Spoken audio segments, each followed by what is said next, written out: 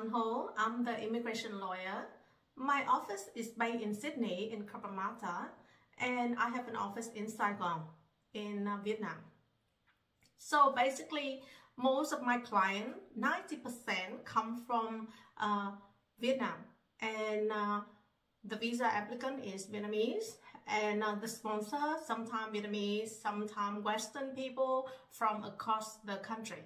So my client base is across Australia too. And I do some case in Philippines, Thailand, but mainly Vietnamese visa applicant is my client base. So a lot of my client, the sponsor, when they first know me, they would call me and ask, Miss Hanh, I just know the girlfriend, or I have partner for years in Vietnam, and I want to bring her to Australia, but I don't know the pathway to it. So today I just talk basic about the pathway and your choice. So if your relationship is not that lengthy, it means less than 6 months, let's say.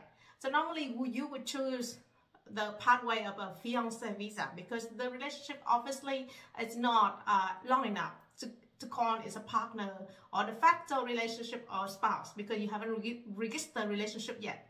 Okay, so but you have choice. Say for example, your relationship is just less than 6 months, but you don't want to follow the fiance visa. Obviously you have planned in the next 3 months, 6 months, you're gonna fly to Vietnam and register marriage.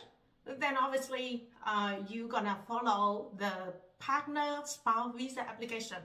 Okay, so where to start? Immigration law is a very lengthy and complicated process. So I just need to, in this video, I just done it short, so I can do it in other videos to explain more about the procedure. So the first one, if you follow fiance visa, say, so it's called a subclass 300, then the pathway is you're gonna have to launch the fiance visa application, which is the subclass 300.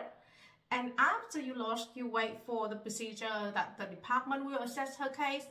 And then if she is granted the fiance visa subclass 300, she has 9 months to fly to Australia, register relationship with you as a marriage couple. Obviously you have to register marriage in Australia. Then you launch 820, which is the spouse visa. So you start with the fiance visa application, you launch it, and then she got the 300, which is the fiance visa.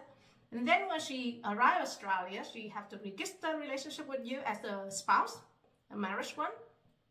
And you launch visa application 820, which is the spouse visa. And after you launch the spouse visa, then she say, for example, within a year she got partner visa 820, which is a temporary spouse visa. Then 2 years after the day you launch the 820, you launch one, not the day that she is granted. The day that she launched 820, okay, 2 years after that, you're gonna launch visa 801, which is the permanent spouse visa application for her. So the procedure from the 300 from fiance is you follow 300, fiance is granted. Then she comes to Australia, marry you, register marriage by law. You launch the 820, which is spouse visa temporary one. And the spouse visa temporary one is granted. Then you have to launch the PR 801, the permanent residencies for spouse. 2 years after the 820, the temporary spouse visa was launched. And then after that, you wait for the decision, and then after that, she will be granted 801, which is temporary visa, and that's the end of the procedure. Okay? So for example, if you start with, you already registered the facto relationship, or you already registered the marriage relationship. So obviously you start with either 820 or 309. So we call it an offshore or onshore visa application. So the offshore one is mean that she's out of Australia. Say for example, she worked in somewhere else in Vietnam, or she lives somewhere else in America. She lives somewhere else in in another country rather than Australia, then we will call it partner or spouse visa subclass 309. And then you can find, some information about 309, okay? So basically 309 is just like 820 that I just said, but 820 is an onshore one. You only lost the visa partner or spouse visa 820 when the visa applicant is onshore, which is that person is in Australia. But you can't lodge 820 when that person is out of Australia. When you lodge the visa application for partner or spouse visa, if that person is in Australia, it's called 820. If that person is out of Australia, it's called 309. That's it. It's the end. So basically the difference of the name only, but it's to distinguish where the visa applicant is at the time of lodgement. That's all. So if, say, for example, if you already registered relationship as a partner, or if you already registered relationship as the marriage couple, then the next question is where that visa applicant will be. If that applicant is in Australia on a tourist visa, you can look, and that tourist visa doesn't have the condition no further stay. So that condition, 8503 is normally say no further stay. No further stay means you can't lodge another visa when you are in Australia. But if that person has a tourist visa and that person don't have 8503, which is like that condition is not imposed on that person tourist visa, then you can lodge tourist spouse visa when you already register relationship with that person. But if she failed the tourist visa, say, for example, a lot of clients find me because they lost themselves tourist visa, or they use some service that lost tourist visa for her and she failed. Then if she can't have a tourist visa for some reason, then of course the visa application you have to lodge is an offshore one, which is like she's out of Australia and you lodge the 309. You lodge the spouse or partner visa. And then question is, okay, you can lodge a partner visa when you not even register relationship with her as a marriage or partner one. Why? Because some relationship result in a child together. And Australian immigration law recognize that the relationship as a de facto or partnership when the child involved, there is a common child. So if you have a common child, you don't have to register relationship. You don't have to register marriage as a couple in order to apply for a spouse visa. So hopefully some of my explanation can help you understand. So, okay, in my situation, what kind of visa should I apply for her? Yeah. Of course, if you start with partner or spouse visa 309 or 820. Obviously, you don't have to go through fiancé visa. Obviously, then she doesn't have to wait that long to have a permanent resident later on. So most of my case, I would advise client, well, do the fiancé, do the partner visa, do the spouse visa if you can. If the relationship it's not that long, but the relationship is very genuine, it's genuine and it's actually very committed, strongly committed. Say, for example, I have clients who fly to Vietnam and see her every 2 weeks. So, well, if relationship is less than 6 months, but she met her like more than 10 times.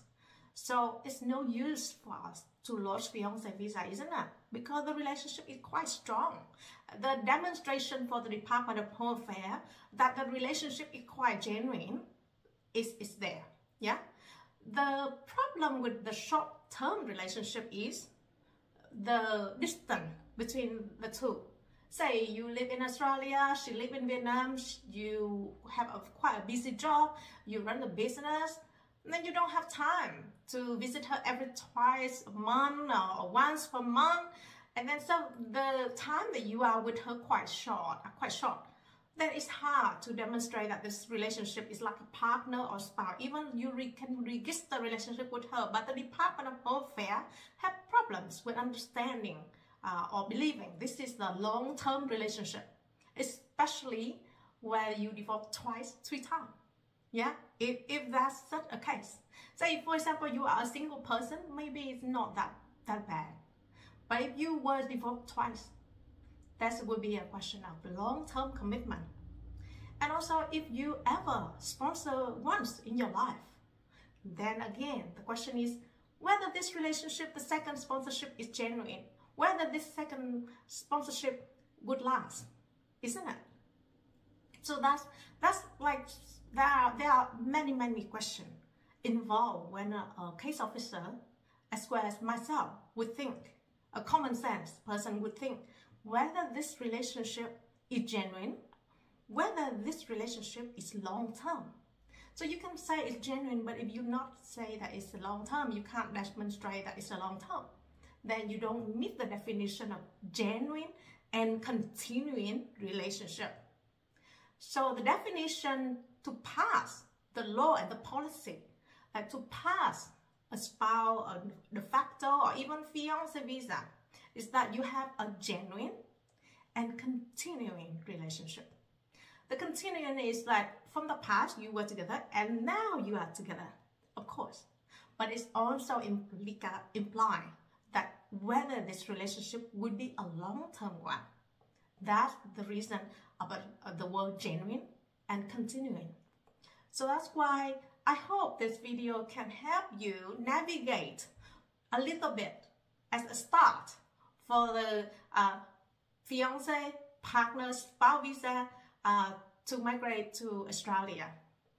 And if you like this video, please follow other videos of mine, and I will do my best when I have free time to give you more insight into immigration law. And you can share this video or introduce your friend to listen to my video if you have friends who have some query about immigration law. And my service is in the YouTube, and you can contact us through my website. Thank you and have a nice day.